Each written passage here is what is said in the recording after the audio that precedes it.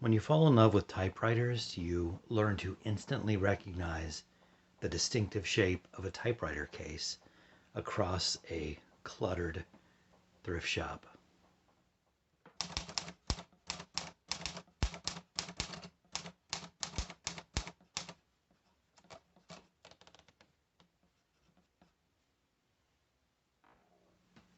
Hello everyone. Today a brief, hopefully, look at a typewriter I found at a nearby Goodwill. The only typewriter I've ever found at that particular Goodwill, but an exceptional typewriter.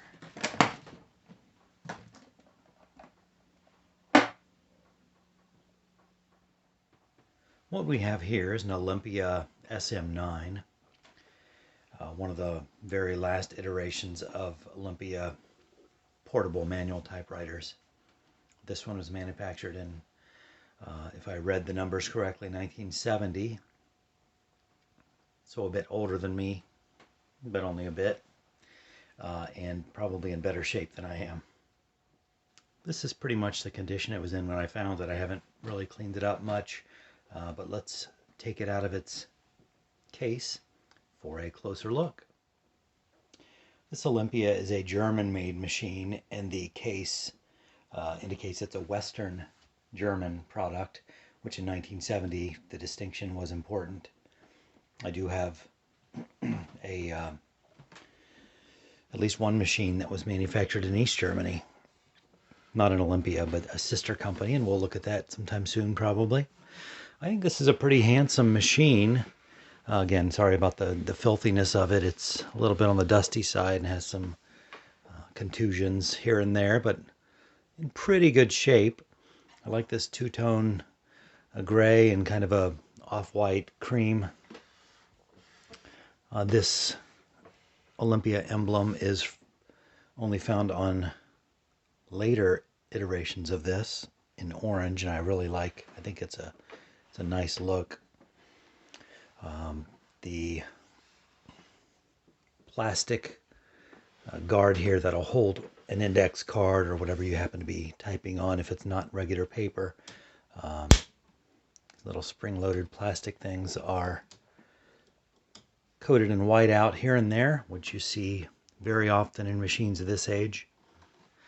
But yeah, 1970, in fantastic shape when I pulled it out of the case when I first purchased it. And by the way, when I purchased this, it was several years ago, before typewriters started disappearing from local thrifts.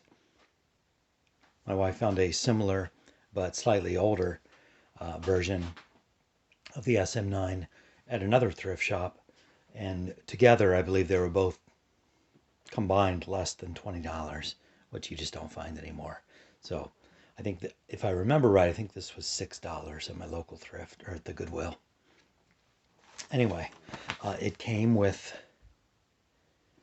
operating instructions, which I love when it comes with paperwork. It's a little spotted, got some foxing going on there, but great to have with it. I wish it had the original receipt or service receipts. Those are always fun to find, but you can't have everything.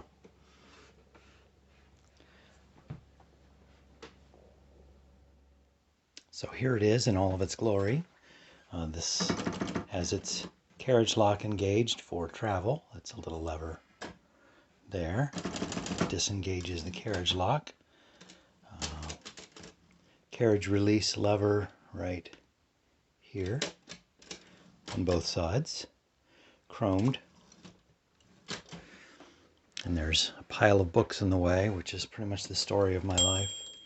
Listen to the bell. Wonderful sound. I think maybe I have this a little too washed out. Okay. Well, the contrast in tones here isn't going to make for good filming, but you can see that this model is the deluxe. I think they all say that, actually. A paper bale with 2 rollers on it, has a spring-loaded. Well, didn't test it before I started filming. All right, I'll work on that in a minute. We have margin sets here on the front, which I appreciate. And we have the margin release key that will let you go past the margin on each side.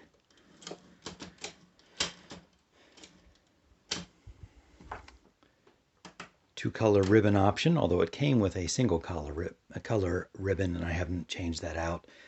For typing, I prefer, like I like my Bibles, in black letter. I don't use the red very often when I'm typing, so I don't see any need to have a black and red ribbon, although it looks really nice on a typewriter that you just plan to have sitting there. So I could go either way on that. For typing, and this is a typing machine. This isn't designed to make anyone swoon for its beauty and its looks, although I think it's a very nice design. There are more beautiful typewriters, certainly, but for typing, you will not get a better typing experience, in my opinion, than an Olympia of this era. Pretty much, I can say that nearly without exception. As far as typewriters that you can easily find, an Olympia of this era and just before is going to be the finest that you can find. And this is part of the fun of finding a new typewriter, right? The little things you discover about it, like this paper support that doesn't spring up immediately. Just grab it with a spring hook there.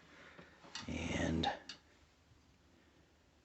paper support that you can extend to the length of whatever paper you have. That way you can judge where you are on the page as the paper comes up while you're typing, so you'll know when you're near the end of the page, which is an important thing when you're old school typing and want to make your page look nice. Speaking of which, let's maybe slide a page in there and see how she does. Slide a small piece of paper in here.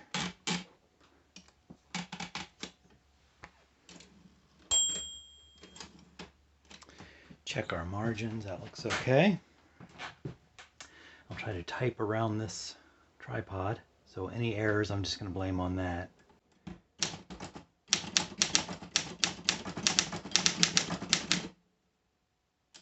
Like that.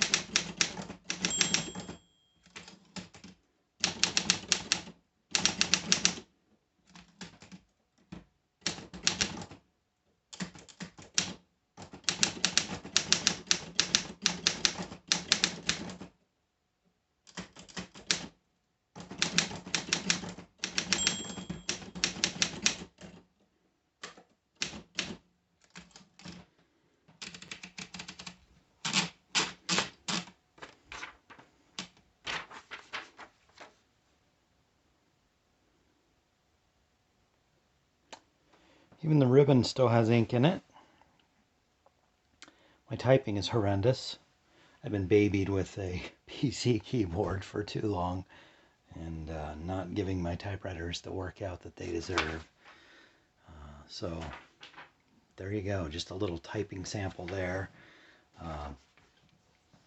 This giant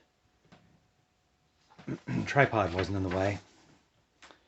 And if I'd had a little more warm-up, a little more recent practice, I might have done a better job. But there we go, a little typing sample from this Olympia. So just one more time around it here.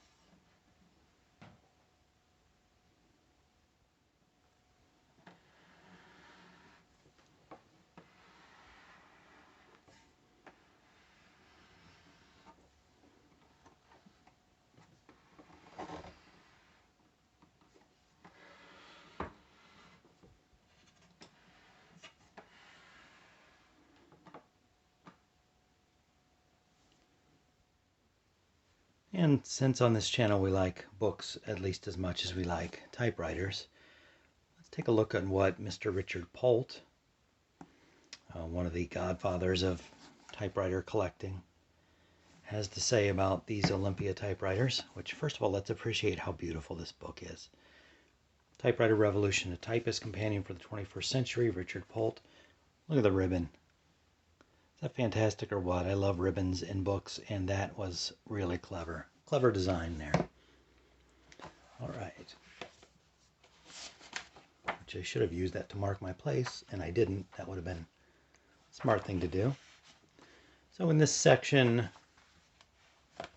that he's called Choose Your Weapon, where he goes over how to choose a typewriter for day-to-day use or buying your first typewriter.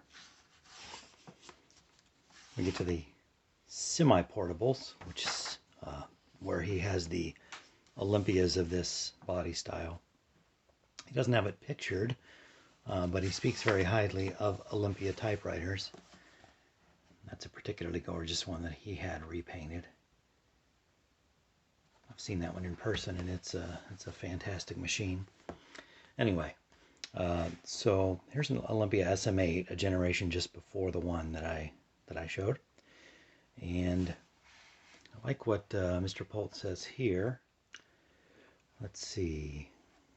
All are high-quality, durable typewriters. The SM3 has been favored by writers including Woody Allen, Don DeLillo, Robert Penn Warren, John Updike, and Patricia Highsmith. The many users of the SM9, which is what I have showed here, include Paul Auster and J.G. Ballard. If you had to pick just one typewriter to use for the rest of your life, you wouldn't go wrong with an Olympia SM9. And I can add an amen to that. Interesting book if you have any interest in typewriters and don't already have that, which if you have any interest in typewriters, you probably already own this. Worth a look. Thanks for joining me today for this review of a heavy, cumbersome Olympia SM9. Beautiful portable typewriter. Join me again next time. We'll either be talking about radios or typewriters or graphite pencils or Bibles or prayer books or whatever floats through my mind at that particular moment. I appreciate you stopping by. Come and watch what you like what you watch, and yeah, join the conversation. Thanks for coming along today. Hope to see you here next time.